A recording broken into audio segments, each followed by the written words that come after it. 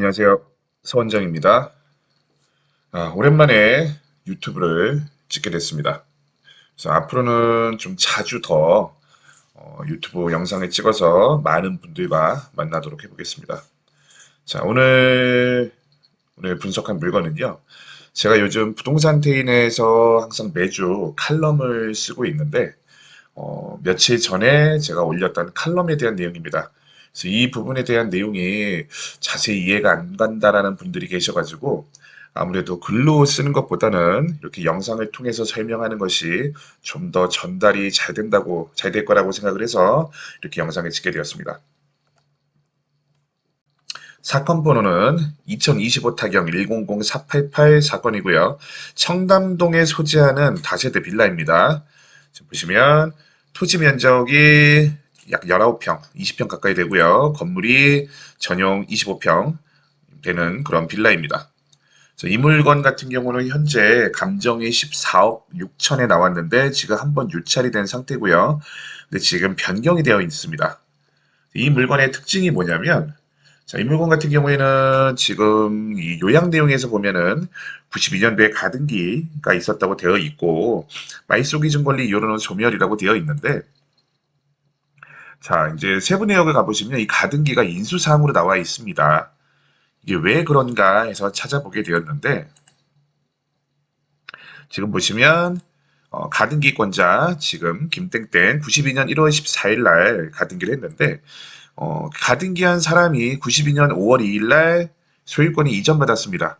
근데 이 특징이 뭐냐면 가등기에 기한 소유권 이전을 받은 게 아닌 그냥 매매로 소유권 이전을 받았다 보니 가등기 자체가 말소가 되지 않고 남아있는 그런 상태로 되어 있는 겁니다. 그래서 물건 내역서에는 인수사항으로 이렇게 표기가 된 것인데 자, 이렇게 이러한 경우는 이제 혼동으로 소멸한다라고 제가 수업 시간에 설명을 하게 되는데 이 혼동이라는 것은 무엇이냐면요. 혼동은 법률상 서로 대립되는 두 개의 지위나 자격이 동일인에게 귀속되는 걸 얘기합니다. 이 경우에 두 가지 권리를 다 존속시키는 것은 무의미하기 때문에 한 가지 물권은 소멸한다. 이것이 혼동의 기본적인 원칙입니다.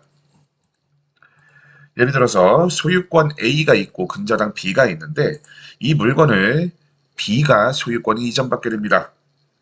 자, 이 경우 B는 저당권자인 동시에 소유권자가 되는데 이걸 우리가 혼동이라고 부릅니다.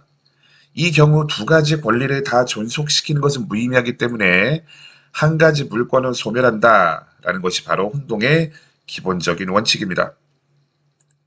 자, 그럼 다음 사례를 보시면 이 경우에는 소유권 A가 있고 근저당 B와 C가 있는 상태에서 B가 소유권을 이전받았습니다.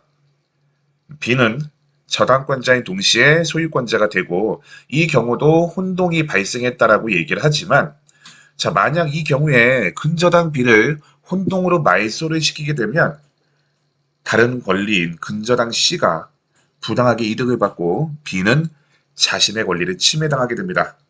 그래서 혼동이 발생하더라도 무조건 말소시키지 않고 예외사항이 있습니다.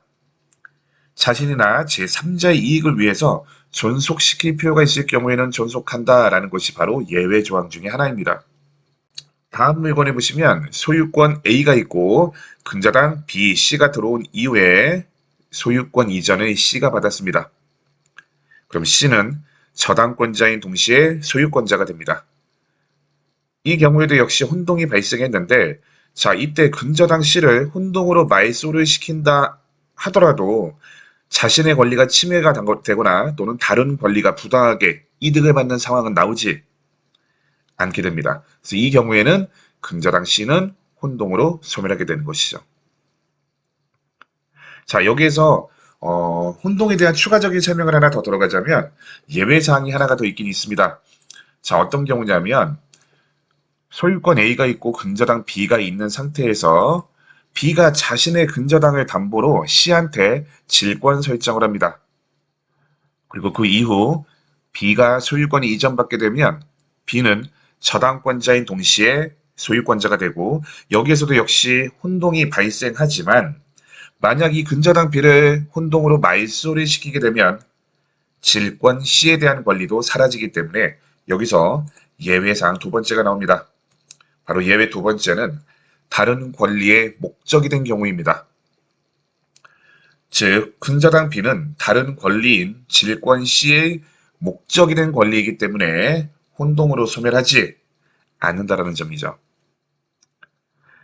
자, 그래서 앞에 사건으로 넘어가 보시면 가등기권자가 그 이후에 소유권을 이전받게 됐는데 여기에서도 역시 혼동이 발생했습니다. 가등기의 목적은 소유권을 이전받기 위함이고 그런데 이 가등기권자가 소유권을 넘겨받았으니 당연히 이 가등기는 혼동으로 소멸이 된다는 것이죠. 무조건 가등기권자가 소유권을 이전받았다고 해서 혼동으로 소멸하지는 않습니다. 만약 이 가등기와 소유권 이전 받는 이 사이에 다른 권리가 들어와 있다면 이 경우에는 이 가등기는 혼동으로 소멸하지 않는다는 점을 꼭 명심하셔야 됩니다. 그러면 이 사건의 경우는 가등기는 혼동으로 소멸하는 사건인데 여러분들이 이 부동산에 대한 시세 파악을 통해서 시세를 잘 파악하신 후 입찰 후에 좋은 결과 얻으시기를 기원하겠습니다. 저는 다음에 또 다른 물건으로 찾아뵙겠습니다.